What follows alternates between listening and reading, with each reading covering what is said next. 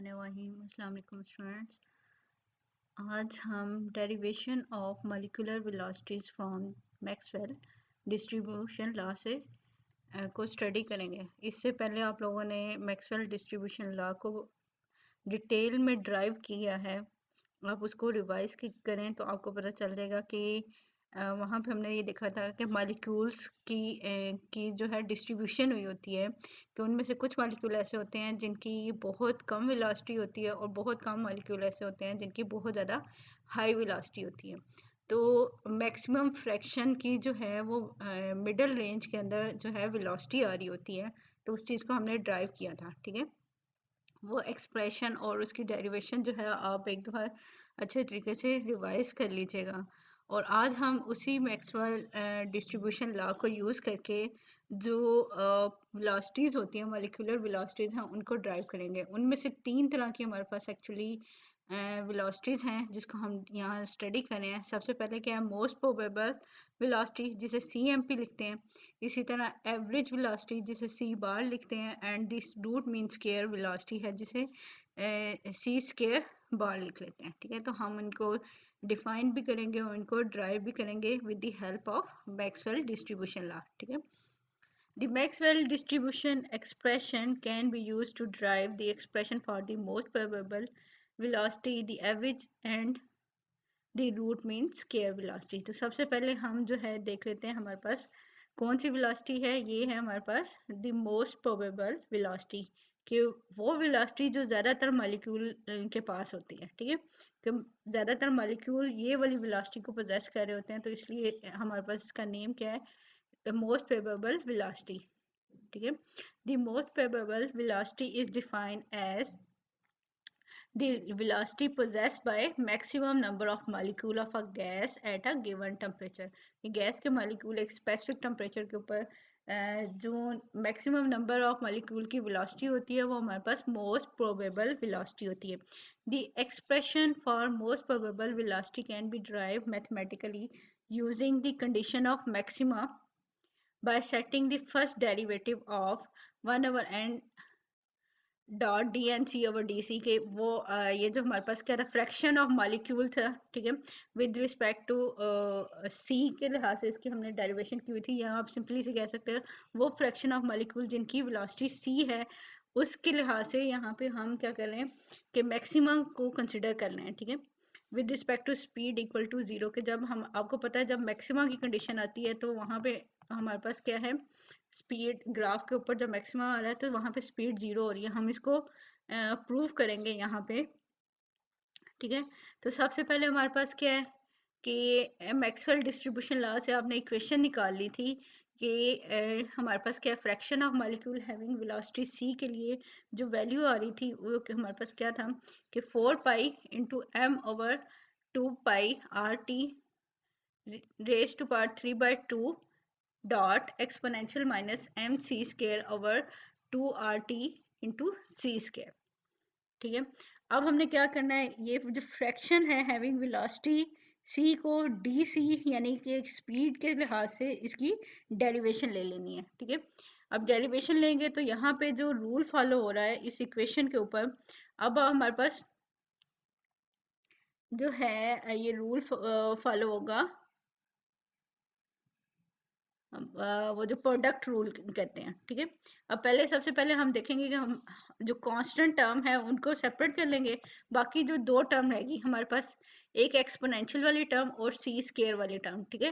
तो एक को हम यू कंसिडर कर लेंगे और एक को वी कंसिडर कर लेंगे। अगर आप लोगों को प्रोडक्ट रूल आता है डिफ्रेंसिएशन का तो ये उसके थ्रू ये सॉल्व किया इन्होंने, ठीक है। तो हम सबसे पहले क्या देख लेते हैं कि इस साइड पे हम डेरिवेशन ले रहे हैं कि fraction of molecule having velocity c उसकी स्पीड के लिहाज से हम जो है डेरिवेशन ले रहे हैं। तो ये इक्वेशन क्या बन जाएगी, d ओवर डी सी आता है, बाकी टर्म ये वही है 1 over n into D N C over D से, ठीक है। तो कांस्टेंट हमारे पास क्या है 4 पाई m over 2 pi R T 3/2, ठीक है। m गैस के जो भी मॉलिक्यूल है उसका मॉलिक्यूलर वेट फिक्स होगा, r फिक्स है, टेम्परेचर फिक्स है, पाई की वैल्यू फिक्स होती है, ठीक है। और 2 और 4 तो डिजिट है हमारे पास वैसे ही। तो ये सारी चीज़ें हमारे पास क्या है, कांस्टेंट है, इनमें कोई चेंज नहीं आ रहा। अब हम देख लेते हैं डेरिवेटिव हमने लेना है स्पीड के लिहाज से, तो जहाँ जहाँ स्पीड के लिहाज से दो टर्म आ रही है हमारे पास, एक एक्सपोनेंशियल वाली और एक जो है सिंपल सी स्क्वायर है, ठीक है। तो हाँ, अब हम इसको सॉल्व कर लें पहले। तो पहले हम क्या करेंगे, हमने किया u कंसीडर ये एक्सपोनेंशियल वाली टर्म, यानी exponential minus M C square over 2rt हमारे पास u है। तो हमने क्या किया कि पहले u को ऐसे ही रख लिया, यानी एक्सपोनेंशियल टर्म को ऐसे ही रख लिया, और v हमारे पास क्या है, c स्क्वायर है। इसका जब हमने डेरिवेटिव लिया तो ये क्या बन जाएगा, 2c1 बन जाएगा, ठीक है। कि जो पार होती है वो उस टर्म से पहले आ गई, और 2 - 1 करेंगे तो ये 1 आएगा, तो आंसर हम सी के ऊपर 1 आएगा, ठीक है। तो उसे लिखें या ना लिखें, ठीक है। अब ये हमारे पास हमने क्या है, v की डिफ्रेंसिएशन की है। नेक्स्ट पे हमने क्या करना है, v को ऐसे ही रख देना है, प्लस लगाया साइन, ठीक है, और c स्क्वायर आ गया। और अब हम क्या कर रहे हैं, एक्सपोनेंशियल वाली टर्म यानी u जो वाली टर्म है उसको हम उसकी डेरिवेशन कर रहे हैं। तो इसकी डेरिवेशन में हमारे पास पहले हम आपको ये भी पता है कि एक्सपोनेंशियल टर्म आ जाती है, तो एक दफ़ा exponential term as it is आ जाती है। तो एक्सपोनेंशियल टर्म हमने पहले एज इट इज़ लिखी, exponential minus M C square over 2rt, और दूसरी टाइम जो है इसमें जो सी स्क्वायर आ रही है, ठीक है, सिर्फ उसका हम डेरिवेशन लेंगे, बाकी टर्म ऐसी आ जाएगी एक्सपोनेंशियल के बगैर। तो ये क्या बन जाएगा, अब c की c स्क्वायर की वैल्यू क्या थी, यानी आंसर क्या आना था, 2c1, ठीक है। तो वही हुआ है, माइनस इधर आ गया, 2 आ गया, और m और c ऐसे लिखे, यानी उसको पहले लिख लें या बाद में लिख लें, बात एक है, डिवाइड बाय 2rt। तो ये इस तरह हमने इसकी डेरिवेशन निकाल ली, इस पार्ट की, एक्सपोनेंशियल फंक्शन की भी और c स्क्वायर की भी, ठीक है। फिर हम क्या करने हैं कि इस टर्म में देखेंगे कोई ऐसी चीज है जो कॉमन है, ठीक है। तो इस टर्म में हमारे पास ये जो पहले वाला फैक्टर है ये सारा ही कॉमन है, ठीक है। आप इसको चेक कर सकते हैं, ये क्या इसमें क्या कॉमन है, 2c, इस आप लोगों के चेक कर लीजिएगा, ये 2c यहाँ पे ना इन्होंने मिस किया हुआ था, तो मैंने बॉलपेन के साथ इसको यहाँ पे लिखा है, ठीक है। तो इस सारी टर्म के अंदर क्या है, अब ये देख लो ऊपर वाली m के साथ -2c इधर लिखा हुआ है, ठीक है। तो ये वाला c और ये इधर पहली वाली टर्म में प्लस से पहले 2c है, ठीक है। 2c आ गया, फिर एक्सपोनेंशियल वाली सारी टर्म कॉमन आ गई, ठीक है। तो ये यानी कि पहले वाली सारी टर्म कॉमन है, तो उसकी जगह पे क्या आ गया, 1, और इधर से 2c निकल के और एक्सपोनेंशियल टर्म निकल के रिमेनिंग हमारे पास क्या रह जाता है, m ओवर 2rt, और ये जो c स्क्वायर एंड पे है बिल्कुल ये, ठीक है। तो ये हमारे पास जो टर्म बन जाएगी, ये क्या होगा, कि जो कॉमन आ रही है वो, और उसकी जगह पे 1 - M C square over R T आ जाएगा, और बाकी जो डेरिवेशन से पहले वाली टर्म थी जो कांस्टेंट थी वो एज इट इज आ जाएगी। तो ये उसकी फर्स्ट डेरिवेटिव ले लिया, पीछे स्टेटमेंट में ये था कि उसका फर्स्ट डेरिवेटिव लें विद रिस्पेक्ट टू स्पीड, और उसका जो मैक्सिमम पॉइंट है वो 0 होना चाहिए, ठीक है। अब हम मैक्सिमम कंडीशन लगाते हैं कि किस पॉइंट के ऊपर ये 0 हो सकता है, यानी ये इक्वेशन किस साइड पे 0 हो सकती है, ठीक है। At the maximum point at CMP, हमने ये कहा कि जो fraction of molecule having velocity c था, उसका जब हम डेरिवेटिव ले रहे हैं, तो फर्स्ट डेरिवेटिव ले रहे हैं तो उसको 0 होना चाहिए, ठीक है। यानी इस सारी टर्म को 0 होना चाहिए। हम देखते हैं कि कौन सी कंडीशन के ऊपर ये सारी टर्म हमारे पास क्या हो रही है, 0 हो रही है। Hence by rearranging the term on right hand side, कि हम क्या कर सकते हैं, अगर हमारे पास लेफ्ट हैंड साइड 0 है तो इसका मतलब है ये जो राइट हैंड साइड इक्वेशन बननी है इसने भी 0 होना है, ठीक है। तो हम इसको अरेंज करते हैं, तो क्या बन जाएगा कि ये वाली ऊपर वाली सारी टर्म इज इक्वल टू 0, ठीक है। अब हम देखते हैं कि इसमें अब हमारे पास 3 ऐसी कंडीशन हैं जिनको हम चेक कर सकते हैं कि कौन सी कंडीशन हम 0 लगाएं तो ये हमारे पास क्या है, 0 बन जाए, ठीक है। देयर आर 3 ऑब्वियस पॉसिबिलिटीज, यहाँ तो क्या हो, c इज इक्वल टू 0, ठीक है, यानी स्पीड जो है वो 0 हो जाए, तो जहां जहां c की वैल्यू है वहां 0 पुट करेंगे तो पूरी इक्वेशन 0 हो जाए, ठीक। एक बात, लेकिन आपको पता है ऐसा होता नहीं है कि स्पीड 0 नहीं होती, मॉलिक्यूल तो मूव कर रहे होते हैं, ठीक है। दूसरी कंडीशन क्या हो सकती है, ये जो एक्सपोनेंशियल टर्म है -mc² over 2rt is equal to 0, अब ये टर्म 0 हो जाए, एक्सपोनेंशियल 0 हो जाए, तो उसके साथ जो भी चीज मल्टीप्लाई हो रही है वो 0 हो जाएगी। अब एक्सपोनेंशियल में आप ये देखिए माइनस भी है, तो इसका मतलब क्या है कि c अप्रोचेस टू इन्फिनिटी, यानी c की वैल्यू बहुत ज़्यादा होगी तो ये माइनस में टर्म है, तो इसका मतलब है एक्सपोनेंशियल टर्म जो है वो जीरो हो जाएगी। ठीक है, अब ये भी ऐसे पॉसिबल नहीं हो सकता कि मॉलिक्यूल की वेलोसिटीज जो हैं वो इन्फिनिट हैं। ठीक है, यानी कि मॉलिक्यूल की वेलोसिटी ना तो जीरो हो सकती है और ना ही इन्फिनिट हो सकती है। तो अब हम एक और कंडीशन देख लेते हैं कि अब थर्ड हमारे पास कंडीशन क्या रहेगी कि ये जो ब्रैकेट के अंदर वैल्यू थी 1 minus M C square over 2 RT, ये कंडीशन जीरो हो जाए। ठीक है, ये कंडीशन कैसे जीरो होगी कि अगर सी की वैल्यू हमारे पास क्या है 2KT ओवर m हो जाए, तो हम सी स्केयर की इसको स्केयर में लें, तो स्केयर में लेंगे तो ये सारी वैल्यूज हमारे पास कट हो जाएंगी, आपस में कैंसिल आउट हो जाएंगी, तो 1 माइनस 1 क्या हो सकता है, जीरो हो सकता है। यानी हमारे पास क्या है, ये पॉसिबिलिटी थर्ड वाली पॉसिबिलिटी हो सकती है। ठीक है, आपको अगर स्मॉल के और एम नजर आ रहा है यहाँ पे, तो पीछे हमने देख लिया था कि इसको हम क्या करें, मल्टीप्लाई कर दें एवोगैड्रो नंबर के साथ, तो m जो है वो कैपिटल M बन जाता है और k जो है वो r बन जाता है। ठीक है, k और n जो है हमारे पास r बन जाता है, तो ये अगर आपस में कैंसिल आउट हो जाएंगे तो 1 माइनस 1 क्या हो सकता है, जीरो हो सकता है, यानी थर्ड पॉसिबिलिटी हमारे पास पॉसिबल है। अब हमारे पास क्या है, the first possibility correspond to minimum.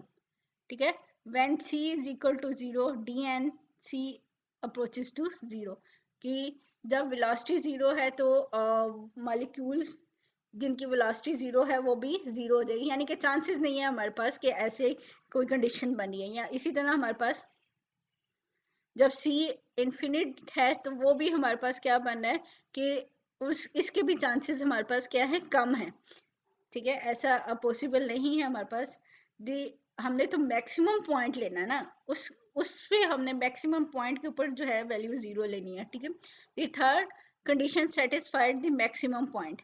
ठीक है, the velocity corresponding to this is therefore the most probable velocity, के मैक्सिमम पॉइंट के ऊपर जो वेलोसिटी आती है मॉलिक्यूल्स के पास, वो हमारे पास क्या होती है, मोस्ट प्रोबेबल वेलोसिटी होती है, और वहां पे ये वैल्यू क्या है, जीरो है। तो हमारे पास टर्म क्या थी, 1 minus M C square over 2 RT is equal to zero. तो हम क्या कर सकते हैं, इक्वेशन को रीअरेंज कर सकते हैं, तो ये क्या बन जाएगा, 1 is equal to M C square over 2 RT। ठीक है, इक्वेशन की दूसरी साइड जाएगी तो माइनस से वो प्लस में हो जाएगी, तो यहाँ से सी स्केयर की क्या वैल्यू बनेगी, 2 RT ओवर एम।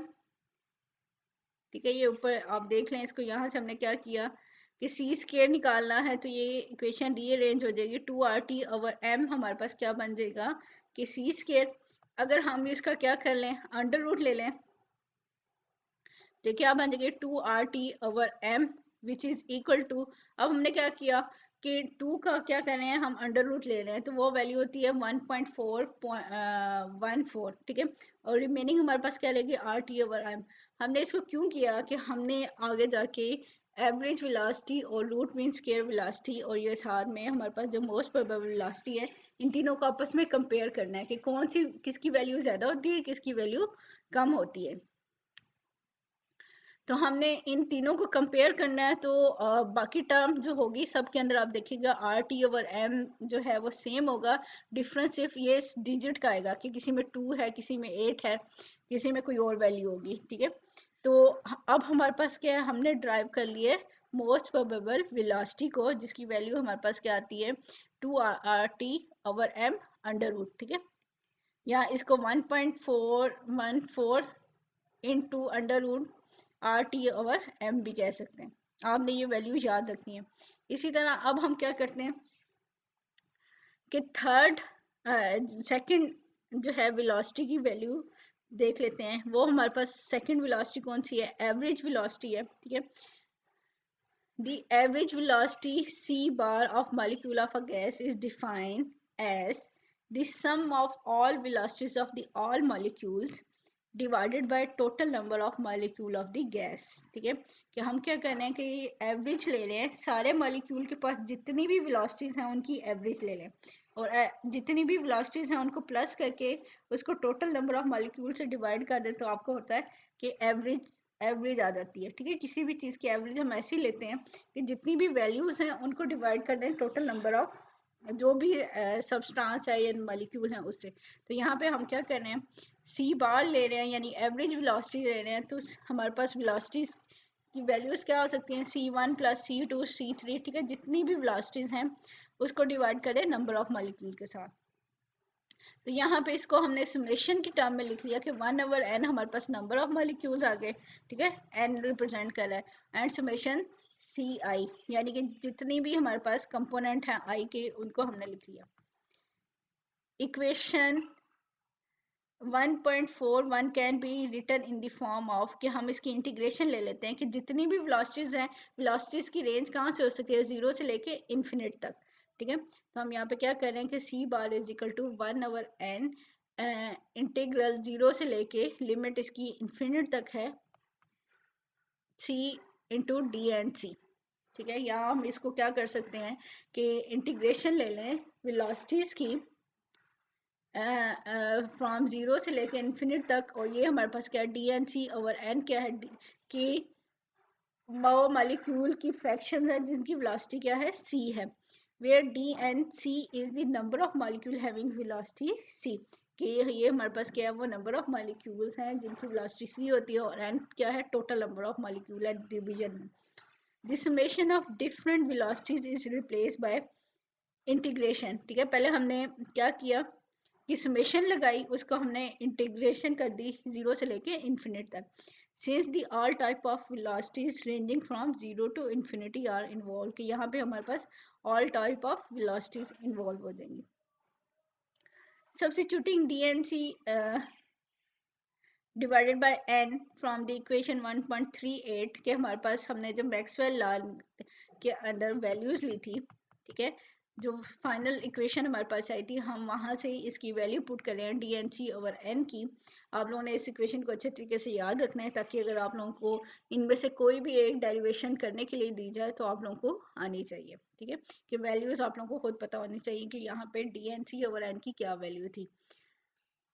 अब हमारे पास ये इक्वेशन थी मैक्सवेल डिस्ट्रीब्यूशन लॉ की, D N C over N is equal to 4 pi into M over 2 pi K T, और 3/2 है इसका होल का, ठीक है, minus exponential minus M C square over 2 RT into C square dot D C, ठीक है। तो ये हमारे पास क्या थी, D N C over N की वैल्यू, हम क्या करेंगे ये वैल्यू इधर पुट करेंगे, ठीक है। ये इक्वेशन जो है 1.42 है कि इंटीग्रेशन लगानी है 0 से इन्फिनिट तक, और D N C over N को मल्टीप्लाई करना है हमने c के साथ। देखें जो मैक्सवेल इक्वेशन थी उसमें c की वैल्यू आ रही थी c स्केयर, लेकिन जब हम इसको c बार निकालना चाह रहे हैं तो c स्केयर और ये वाला जो ऊपर इक्वेशन में c है 1.42 के अंदर c, ठीक है, वो मल्टीप्लाई होके नीचे इक्वेशन में c क्यूब बन जाएगा, ठीक है। और अब हम क्या निकालना चाह रहे हैं, c बार की वैल्यू निकालना चाह रहे हैं, तो इसलिए अब हमने क्या किया कि वैल्यू पुट किए फ्रॉम डिस्ट्रीब्यूशन लॉ से, ठीक है। तो ये इक्वेशन हमारे पास क्या बन जाएगी, अब इंटीग्रेशन लगानी है हमने, ठीक है। अब जो कांस्टेंट टर्म है वो हमारे पास बाहर निकल आएंगी, और जो इंटरनल टर्म है हमारे पास जहाँ पे चेंजेस आ रही हैं, जहाँ पे स्पीड है या वेलोसिटी है c है, तो वहाँ उसकी हम इंटीग्रेशन करेंगे, ठीक है। तो कॉमन हमारे पास क्या निकलेगा, आप ये कह लें कि कांस्टेंट टर्म क्या है हमारे पास 4 pi into M over 2 pi K T raise to power 3/2, और इंटीग्रेशन 0 से इन्फिनिट, और ये हमारे पास क्या आ गया exponential minus M C square over 2 RT into C cube dot D C, ये डेरिवेटिव के लिए, ठीक है। अब हमारे पास क्या है, हम सिंप्लीफिकेशन के लिए क्या कर रहे हैं कि जो 2 k t ओवर m है उसे अल्फा स्केयर, ठीक है, उसके लिए हम अल्फा स्केयर लगा रहे हैं ताकि हम इसको सिंप्लीफाई कर दें, क्योंकि एक्सपोनेंशियल टर्म में भी ये टर्म आ रही है और जो कांस्टेंट टर्म है वहां पे भी आ रही है। तो हमने क्या किया कि ये कांस्टेंट टर्म है ये बन जाएगी 1/अल्फा स्केयर बन जाएगा, ठीक है, और बाकी टर्म ऐसे ही है कि 4 पाई 1/अल्फा स्केयर पाई 3/2, ठीक है, और इधर एक्सपोनेंशियल टर्म में क्या बन गया सिर्फ सी स्क्वायर ऊपर रह गया और बाकी जो है m ओवर 2 के टी कर दें, ठीक है, या आर टी कर रहे हैं, तो वो हमारे पास क्या है, अल्फा स्क्वायर आ जाएगा, क्योंकि आपको पता है कि के को एवोगैड्रो नंबर से मल्टीप्लाई करें तो वो आर बन जाएगा, ठीक है, तो इसलिए आप लोगों ने इसको परेशान नहीं होना। और ये हमारे पास क्या है, सी क्यूब डी सी आ गया। अब इस टर्म की आप लोगों को वो सॉल्व करके दे दिया गया है कि हमारे पास जब ये वैल्यू है, इंटीग्रल है 0 से लेके इन्फिनिट तक, तो exponential minus C square over alpha square dot C cube है, तो इसका आंसर हमारे पास क्या आ रहा है, अल्फा 4 डिवाइडेड बाय 2। तो यहाँ पे जस्ट आप लोगों ने इसकी वैल्यू पुट करनी है और इस वैल्यू को याद रखना है, क्योंकि आप लोगों ने इसकी डेरिवेशन पे नहीं जाना। और रिमेनिंग हमारे पास क्या रह गया इधर, अब जब हम इक्वेशन को सॉल्व करेंगे तो सिंप्लीफाई कर लेंगे हम इक्वेशन को, ठीक है, सिंपल। अब देखेंगे, पहले हम क्या कर लेते हैं, अल्फा को देख लेते हैं। इक्वेशन में न्यूमरेटर में अल्फा 4 है और डिनोमिनेटर में अल्फा 2 है, लेकिन उसकी पावर हमारे पास क्या है, 3/2, ठीक है। तो जब इसको सॉल्व करेंगे तो ये वैल्यू बन जाएगी, ये पहले आप क्या करें कि अल्फा 2 और ये रेज टू पावर 3/2 को सॉल्व करें तो अल्फा की वैल्यू आ जाती है 3, और ऊपर हमारे पास क्या है, अल्फा 4 है, तो एक अल्फा रिमेनिंग रह जाएगा, बाकी कैंसिल आउट हो जाएंगे, ठीक है। इसी तरह पाई की वैल्यू को देखें कि 4 पाई ब्रैकेट से बाहर है और वैसे हमारे पास क्या है, 3/2 है पाई में, ठीक है। तो जब हम इसको सॉल्व करेंगे तो ये डिनोमिनेटर में अंडर रूट पाई रह जाएगा, ठीक है। और इसी तरह ये 2 है और इक्वेशन में 4 है, ठीक है, तो ये 2 और 4 कैंसिल आउट हो गए, ऊपर हमारे पास न्यूमरेटर में 2 रह जाएगा। तो आप इसको सॉल्व करेंगे तो ये बन जाएगा 2 alpha divided by under root pi, तो ये उसकी वैल्यू आ गई। अब हमने क्या करेंगे नीचे कि अल्फा की वैल्यू पुट कर देंगे।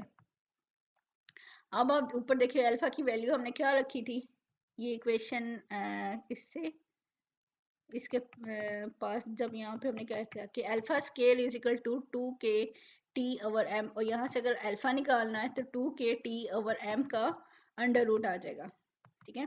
तो यहाँ पे वही हो रहा है 2k टी ओवर एम का अंडर रूट, और ये पाई का अंडर रूट पहले ही था, तो वो इसलिए पाई भी इनके साथ आ जाएगी मल्टीप्लाई बाय 2, ठीक है। अगर हम इस अंडर रूट से बाहर वाला जो 2 है इसको अंदर लेके जाएंगे तो 2 मल्टीप्लाई बाय 2 हो जाएगा, तो वो ये टोटल हमारे पास क्या बन जाएगा, 8,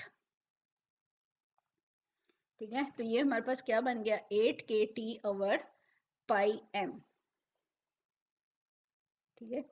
अब अगर आप क्या करें कि के अब इस टर्म को एवोगैड्रो से मल्टीप्लाई भी करें और डिवाइड भी करें, ठीक है, तो के और एवोगैड्रो बन जाएगा आर, और एम जो स्मॉल है और एवोगैड्रो नंबर बन जाएगा कैपिटल एम, ठीक है, मॉलिक्यूलर वेट बन जाएगा वहां पे।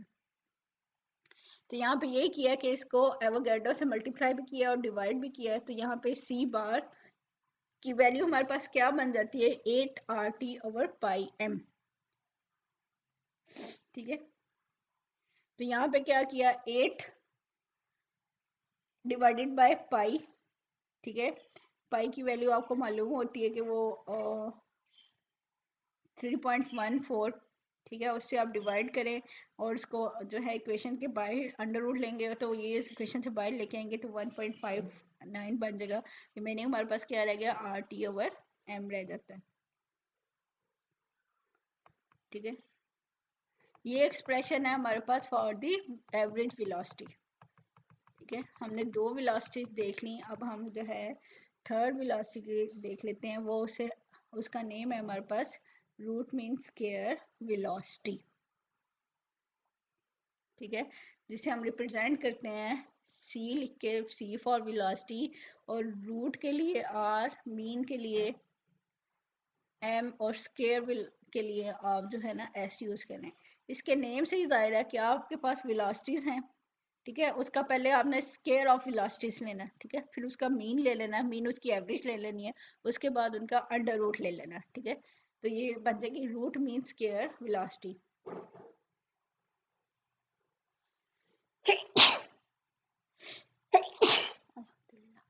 अच्छा, अब हमारे पास क्या है, mean square velocity is defined as कि जो वेलोसिटीज हैं उन सब का पहले हम स्क्वायर ले लें, ठीक है। फिर जैसे C1 का स्क्वायर है, प्लस कर दें उसको C2 के स्क्वायर से, प्लस कर दें हम C3 के स्क्वायर से, और अप टू जितने n नंबर ऑफ मॉलिक्यूल हैं उनका स्क्वायर ले लें और डिवाइड कर दें टोटल नंबर ऑफ मॉलिक्यूल के साथ। तो ये क्या बन जाएगा, एवरेज तो हम ले रहे हैं लेकिन स्क्वायर ऑफ वेलोसिटीज का एवरेज ले रहे हैं, ठीक है। तो ये C स्क्वायर बार बन जाएगा। फिर वही काम जो हमने पहले किया था कि हम इसको क्या कर लें, सुमेशन की टर्म में ले लें, ठीक है। तो ये क्या बन जाएगा, 1/n सुमेशन, ठीक है, आई सी आई स्केयर, ठीक है। स्केयर ऑफ वेलोसिटीज के हम सम कर रहे हैं और उसको डिवाइड कर रहे हैं टोटल नंबर ऑफ मॉलिक्यूल से। तो ये हमारे पास क्या है, सी स्केयर बार बन रहा है, ठीक है। स्केयर वेलोसिटी आ रही है। अब उसी तरह हम समेशन को क्या करें, इंटीग्रल कर दें,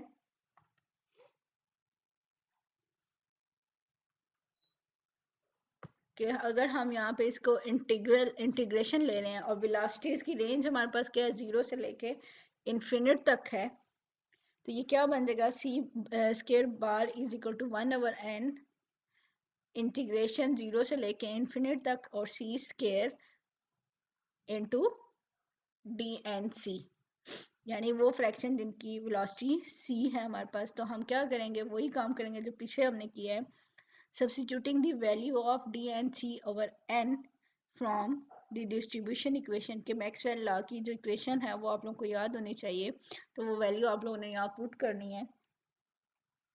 तो अब हमारे पास इक्वेशन क्या बन जाएगी, 4 pi into M over 2 pi K T raise to power 3/2 integration 0 to infinite exponential minus M C square over 2 K T.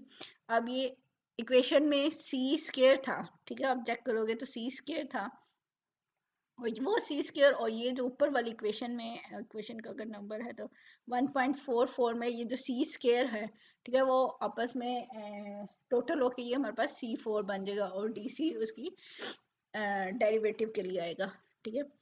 अब क्या करेंगे, जो कांस्टेंट टर्म है वो हमने पहले ही बाहर निकाल ली, ठीक, और बाकी टर्म की इंटीग्रेशन करनी है हमने।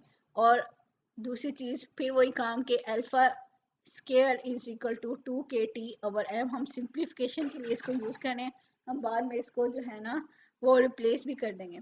तो यहाँ पे क्या आ जाएगा, ब्रैकेट में सबसे पहले क्या बन जाएगी ये क्वेश्चन, 4 पाई इंटू 1/अल्फा स्क्वायर इंटू पाई 3/2 और integration 0 to infinite exponential minus C square over alpha square dot C raise to power 4 dot D C, ठीक है। तो ये एक्सपोनेंशियल वाली टर्म को और सॉल्व करके इन्होंने आपको आंसर जो है वो बता दिया। तो उसकी वैल्यू क्या बन जाएगी, 3/8 alpha raise to power 5 and exponential and under root pi, ठीक है। तो ये इक्वेशन हम पुट कर देंगे और जहाँ पे कटिंग हो रही है जिन जिस पैरामीटर की उसको हम कट कर लेंगे।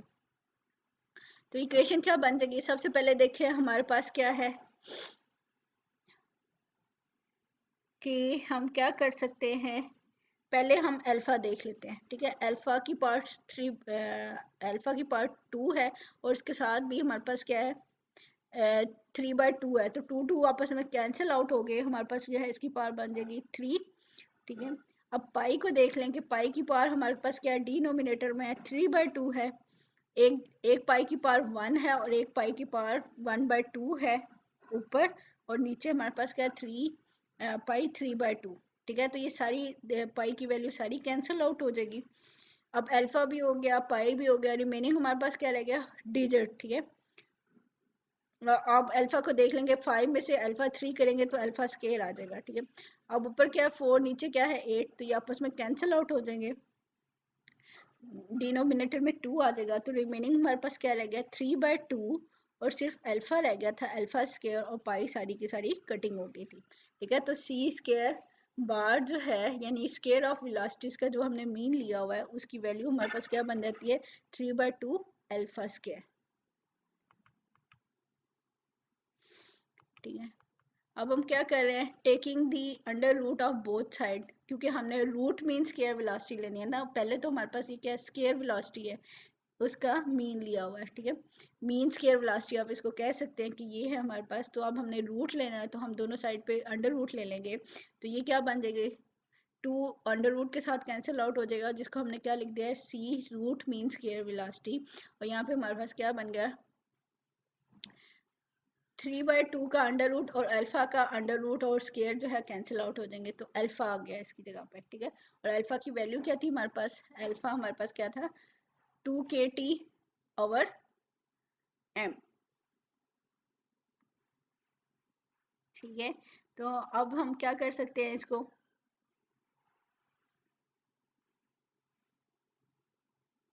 यहाँ अल्फा स्क्वायर की वैल्यू पुट कर लें और फिर जो है आप इसको इसके अंदर पुट कर सकते हैं। तो ये हमारे पास क्या बन गया, 3kT/m बन जाएगा, क्योंकि 2 और 2 कैंसिल आउट हो रहा है। और यहाँ पे k को आप क्या कर रहे हैं, एवोगैड्रो से मल्टीप्लाई भी कर रहे हैं और एवोगैड्रो से डिवाइड भी कर रहे हैं, तो ये k की जगह पे r आ गया और m जो है स्मॉल m की जगह पे कैपिटल M आ जाएगा।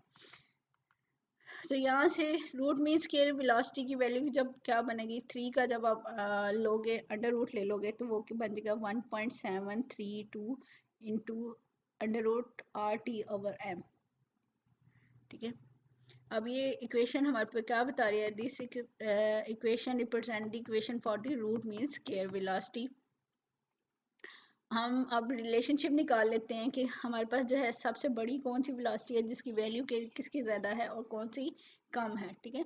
Relationship between the most probable average and root mean square velocity can be expressed. हमारे पास क्या है ये इक्वेशन, इसकी CMP क्या थी, √2RT/m। सी स्क्वायर हमारे पास क्या, सी बार जो है यानी एवरेज वेलोसिटी क्या थी, 8RT/πm था। और रूट मीन स्क्वायर की वेलोसिटी की वैल्यू है 3RT/m, ठीक है। अब अगर हम इनकी रेशो लेना चाहें, ठीक है, हम इनकी रेशो इस तरह ले सकते हैं कि जो वैल्यूज आई थी, अब उस वैल्यूज को आपस में एक दूसरे के साथ डिवाइड कर लें, यानी सिर्फ RT/m इकट्ठा रखें, बाकी ये जो 2 है 8 है और 8/π था और 3 जो था वो उसको जो है अंडर रूट लेके वैल्यूज लिख लें, फिर उनमें से किसी एक वैल्यू को उसे सबको डिवाइड कर दें, ठीक है। जैसे इन्होंने क्या किया है कि रूट मीन स्क्वायर वेलोसिटी जो है उसकी जो वैल्यू आ रही है उससे सबको डिवाइड कर दिया। जब रेशो लिया है तो RT/m तो कैंसिल आउट हो गया तीनों में, बाकी सिर्फ फर्क किसका रह गया था, √2, √8/m और √3 का, ठीक है। तो इन्होंने क्या किया कि जो इसकी वैल्यूज आ रही है एक से रूट मीन स्क्वायर वेलोसिटी वाली से इसको डिवाइड कर दिया, तो वो 3 अंडर रूट की जो वैल्यू आ रही होगी उससे डिवाइड करके ये हमारे पास 1 आ जाएगा। जब दूसरी को डिवाइड करेंगे यानी एवरेज वेलोसिटी को, तो इसकी वैल्यू बन जाएगी 0.92। और जो थर्ड वैल्यू है हमारे पास, √2 को डिवाइड कर देंगे जो ये जो हमारे पास रूट मीन स्क्वायर वेलोसिटी की टर्म की वैल्यू थी, तो उससे तो ये 0.8 बन जाएगा। इसका मतलब है हमारे पास क्या है, सबसे बड़ी वैल्यू किसकी है, रूट मीन स्क्वायर वेलोसिटी की वैल्यू सबसे बड़ी है, फिर दरम्यान में आती है एवरेज वेलोसिटी, ठीक है। और सबसे स्मॉलर हमारे पास क्या है कि वो हमारे पास मोस्ट प्रोबेबल वेलोसिटी है। तो अगर आप लोगों को ग्राफ याद है डिस्ट्रीब्यूशन का, तो सबसे पहले उसमें किसकी वैल्यू आएगी, मोस्ट प्रोबेबल की वेलोसिटी की वैल्यू, ठीक है, लोअर वाली साइड पे। फिर उससे हायर जो होगी वो एवरेज वेलोसिटी की वैल्यू होगी और उससे जो हायर होगी वो हमारे पास रूट मीन स्क्वायर वेलोसिटी होगी। It may be concluded that all the time velocities are directly proportional to the square root of absolute temperature and independent of the pressure of gas, ठीक है। कि आप अगर equations को देख लें, ये जो तीन इक्वेशन है ये हमारे पास क्या है कि डायरेक्टली प्रोपोर्शनल है स्क्वायर रूट ऑफ टेम्परेचर, कि हम टेम्परेचर कौन सा रख रहे हैं, या आप कह सकते हैं इन्वर्सली प्रोपोर्शनल हैं ये मॉलिक्यूलर वेट ऑफ गैस के, लेकिन इसके अलावा प्रेशर पे डिपेंड नहीं कर रही, ठीक है। तो ये तीनों एक्सप्रेशन है और आपको पता होना चाहिए कि कौन सी वैल्यू के पे कौन सी है और कौन सी वैल्यू कौन सी आती है, ठीक है। आप ये छोटे छोटे न्यूमेरिकल हैं कि उन्होंने कहा कि कैलकुलेट करें CRMS, C average most probable velocity of hydrogen molecule density उन्होंने दी हुई है कि यहाँ पे इतनी डेंसिटी है और प्रेशर उन्होंने आपको दिया होगा, ठीक है। कि आप क्या कर सकते हैं, पीवी को यानी प्रेशर, और प्रेशर तो वही आ गया, वी ओवर एम को आप डेंसिटी की टर्म में भी लिख सकते हो, ठीक है। यानी आर टी की जगह पी वी भी यूज़ कर सकते हो। इक्वेशन को रीअरेंज करके आप क्या कर सकते हो, रूट में स्केयर वेलोसिटी निकाल सकते हैं, एवरेज निकाल सकते हैं और मोस्ट प्रोबेबल वेलोसिटी निकाल सकते हैं। तो एक न्यूमेरिकल ये है, दूसरा उन्होंने एग्जांपल दी हुई है कोई ऑक्सीजन की, ठीक है। तो उसकी वैल्यू निकालनी है और उसको कंपेयर करना है मेरा ख्याल है इसके साथ। तो आप लोग जो है ये सारी छोटे छोटे न्यूमेरिकल जो है वो साथ देख लीजिएगा, और साथ आप लोगों को मैक्सवेल डिस्ट्रीब्यूशन लॉ की इक्वेशन याद होनी चाहिए, क्योंकि वही यूज़ करके आप इन तीनों जो वेलोसिटीज़ हैं उनकी वैल्यूज़ को निकाल सकते हैं।